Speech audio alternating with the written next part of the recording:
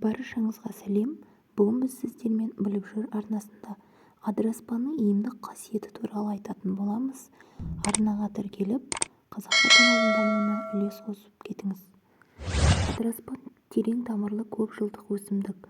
Қазақстанның шөлейтті, сортаңды жерлерінде өседі. Сабы мен гүлінде у болады. Ол сасық иісті, дәрілік шөп болып саналады. Биіктігі 30-80 см. Тау беткейлерінде, жол бойында, жазық далаларда өседі. Қазақстанда оның 3 түрі бар. Шындығында бұл өсімдіктің емге жарар тұсы көп, бірақ коронавирусты тоқтата ала ма? Адыраспан халық арасында белобок, исрек, бибек, адыраспан, испант, хазар-испант, исрек, хармаль және тағы да басқа атаулармен таныс. Ол орталық Азияда, Ресейдің Еуропа бөлігінің оңтүстігінде, Кавказда және Еуропада, солтүстік Африкада, Таяу Шығыс пен Моңғолияда, Қытайда өседі.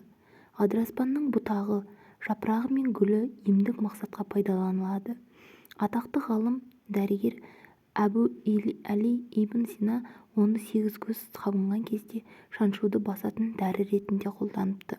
Халық емшілері адыраспанды ревматизм, қышыма және басқа да тері ауруларын емдеуге пайдаланады.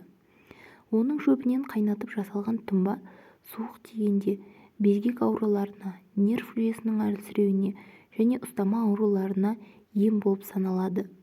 Адамдар оның шөбін жағып, түтінінен бас ауруын емдейді. Әрі жұқпалы сырқаты бар адамдар жатқан бөлмені залалсыздандырады. Адамдар ежелден адыраспанның ұрығын зығыр тұқымымен қосып, демікпені емдеген. Адыраспанды мыңжапырақ гүлдерімен, киік отымен, шөпшай гүлімен қосып қайнатады да онымен асқазан сөлінің азаюын, яғни гипоциязит, гастрит емдейді. Аталған шөптің қайнатындысы мен тұнбасы ауруды басып, адамды тыныштандырады. Сырқатты асқындырмауға, тер шығармауға көмектеседі. Тұнбасы суық тигенде пайдаланылады. Ал қайнатындысы ауыз қуысы мен тамаққа суық тигенде ауыз шаюға, басқа да шөптермен қосып аяқты жууға қолданылады. Адамның буыны сырқауынан, аяқ-қолы қақсаудан емдеу үшін адыраспанды қайнатып, сол сумен ауырған мүшені 3 мәрте булайды. Жел қоздан қозған буын ауруын емдеу үшін адыраспанның жас сабағын қиып алып, жаншып, буынға тарту керек. Малдың қотырын адыраспанды қайнатып жуған. Көп жағдайда суық тиіп, ауру басталғанда адамның денесі мұздап, қалтырап берекесі кетеді. Сол кезде адыраспанның қайнатпасын ішсе, ауруды жеңілдетеді. Адыраспанды зерттеу барысында оның құрамында гармалин бар екені анықталған. Ол антидепрессант. Дәрігерлер адыраспан жүрек қағысы тұрақтандырып, оның құрамындағы гармалиннің гидрохлориді туберкулез қоздырғыштарына қарсы тиімді күреседі дейді. Сондай-ақ ол сал ауруы мен Паркинсонды емдеуге қолданылады. Бұл шөптің құрамында пеганин демікпені емдеуге оң әсерін береді.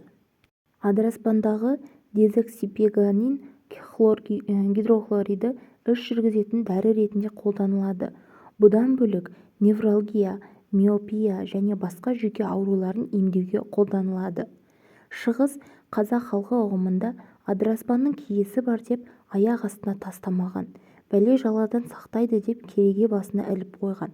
Ал жаңа үйге, босағаға жын-шайтан мүлдем жоламасын деп адыраспанмен аластаған. Сонымен қатар жын-шайтандардан тазарту үшін адыраспанның бір бұтағын отқа салып тұтатып, үйді аластайтын болған. Халықтың емдік шөппен үй ауасын тазартуы көңілге қонымды. Сонымен бірге қолөнерде адыраспанды ұзақ қайнатып, күрең қызыл бояу алған. Ауыл әйелдері бірігіп текемет басқанда, киіздің қасына көз тимесін деп адыраспанның және қызыл түсті мата төсеген. Алайда адыраспан улы өсімдік. Ашыққан кезде сиыр мен жылқы жеп, тыныстары тарылып, уланған сәттері тіркелген. Коронавирустың симптомдары қарапайым тұмаудың белгілеріне ұқсас болса да, шөп оны жойып жібереді деген сөз емес.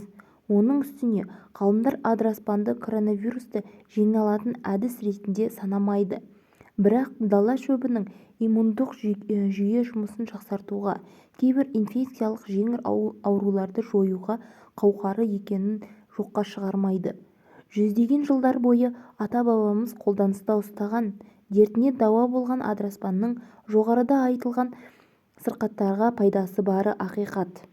Бірақ осы сәтте пандемияның алдын алуда тазалық пен жеке бас гигиенасын сақтаудан асқан профилактика жоқ екені дәлелденіп отыр.